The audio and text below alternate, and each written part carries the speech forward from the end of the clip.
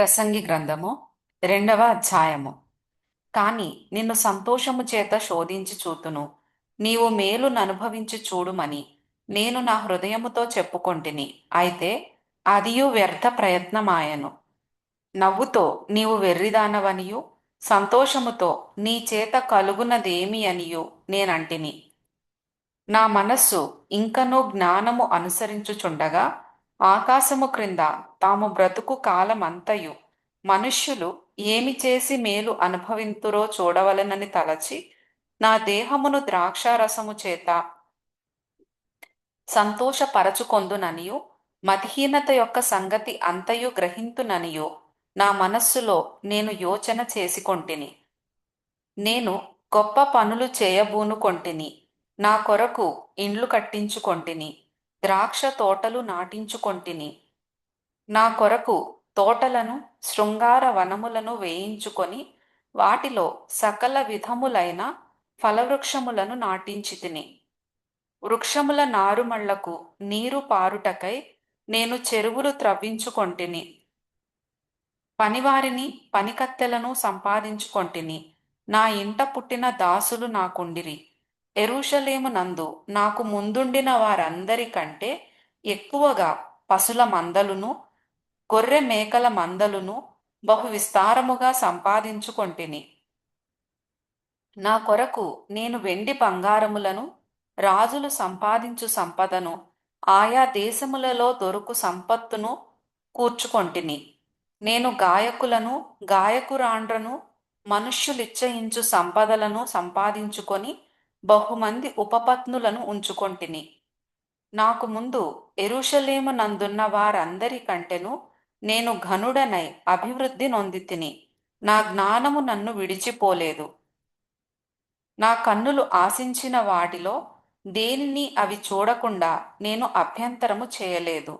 మరియు నా హృదయము నా పనులన్నిటిని బట్టి సంతోషింపగా, సంతోషకరమైనదేదియూ అనుభవించకుండా నేను నా హృదయమును నిర్బంధింపలేదు. ఇదే నా పనులన్నిటి వలన నాకు దొరికిన భాగ్యము. అప్పుడు నేను చేసిన పనులన్నీయు, వాటి కొరకై నేను పడిన ప్రయాసమంతయు నేను నిదానించి వివేచింపగా, అవన్నీయు వ్యర్థమైనవిగాను, ఒకడు గాలికి ప్రయాసపడినట్టుగాను అగుపడెను. సూర్యుని క్రింద లాభకరమైనదేదియూ లేనట్టు నాకు కనబడెను. రాజు తరువాత రాబోవువాడు ఇది వరకు జరిగిన దాని విషయము సైతము ఏమి చేయునో అనుకొని, నేను జ్ఞానమును, వెర్రితనమును, మతిహీనతను పరిశీలించుటకై పూనుకొంటిని. అంతటా చీకటి కంటే వెలుగు ఎంత ప్రయోజనకరమో, బుద్ధిహీనత కంటే జ్ఞానము అంత ప్రయోజనకరమని నేను తెలిసికొంటిని. జ్ఞానికి కన్నులు తలలోనున్నవి, బుద్ధిహీనుడు చీకటి యందు నడుచుచున్నాడు. అయినను అందరికిని ఒక్కటే గతి సంభవించునని నేను గ్రహించితిని. కావున బుద్ధిహీనునికి సంభవించునట్లే నాకును సంభవించును గనుక, నేను అధిక జ్ఞానము ఏల సంపాదించితినని నా హృదయమంతనుకొంటిని. ఇదియు వ్యర్థమే. బుద్ధిహీనులను గూర్చినట్లుగానే జ్ఞానులను గూర్చియు జ్ఞాపకము ఎన్నటికినీ ఉంచబడదు. రాబోవు దినములలో వారందరునూ మరువబడిన వారై యుందురు. జ్ఞానులు మృతినొందు విధమెట్టిదో, బుద్ధిహీనులు మృతినొందు విధమట్టిదే. ఇది చూడగా సూర్యుని క్రింద జరుగునది నాకు వ్యసనము పుట్టించెను. అంతయు వ్యర్థముగాను, ఒకడు గాలికై ప్రయాస పడినట్టుగాను కనబడెను. గనుక బ్రతుకుట నాకసహ్యమాయెను. సూర్యుని క్రింద నేను ప్రయాసపడి చేసిన పనులన్నిటినీ నా తరువాత వచ్చువానికి నేను విడిచిపెట్టవలెనని తెలిసికొని, నేను వాటి యందు అసహ్యపడితిని.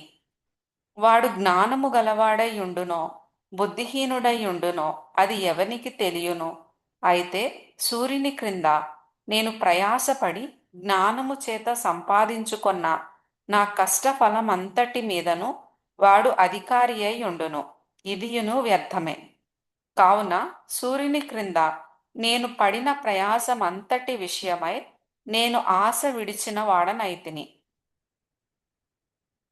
ఒకడు జ్ఞానముతోనూ తెలివితోనూ యుక్తితోనూ ప్రయాసపడి ఏదో ఒక పని చేయును. అయితే దాని కొరకు ప్రయాసపడని వానికి అతడు దానిని స్వాస్థ్యముగా ఇచ్చివేయవలసి వచ్చును. ఇదియు వ్యర్థమును గొప్ప చెడుగునై ఉన్నది. సూర్యుని క్రింద నరునికి తటస్థించు ప్రయాసమంతటి చేతను వాడు తలపెట్టు కార్యములన్నిటి చేతను వానికేమి దొరుకుచున్నది? వాని దినములన్నీయు శ్రమకరములు, వాని పాట్లు వ్యసనకరములు. రాత్రియందైనను వాని మనస్సునకు నెమ్మది దొరకదు. ఇదియు వ్యర్థమే. అన్నపానములు పుచ్చుకొనుట కంటెను తన కష్టార్జితము చేత సుఖపడుట కంటెను నరునికి మేలుకరమైనదేదియూ లేదు. ఇదియును దేవుని వలన కలుగునని నేను తెలిసికొంటిని. ఆయన సెలవు లేక భోజనము చేసి సంతోషించుట ఎవరికి సాధ్యము? ఏలయనగా దైవదృష్టికి మంచివాడుగా నుండువానికి దేవుడు జ్ఞానమును, తెలివిని, ఆనందమును అనుగ్రహించును. అయితే దైవదృష్టికి ఇష్టుడగు వానికిచ్చుటకై ప్రయాసపడి పోగు చేయు పనిని ఆయన పాపాత్మునికి నిర్ణయించును. ఇదియు వ్యర్థముగాను ఒకడు గాలికై ప్రయాసపడినట్టుగాను ఉన్నది.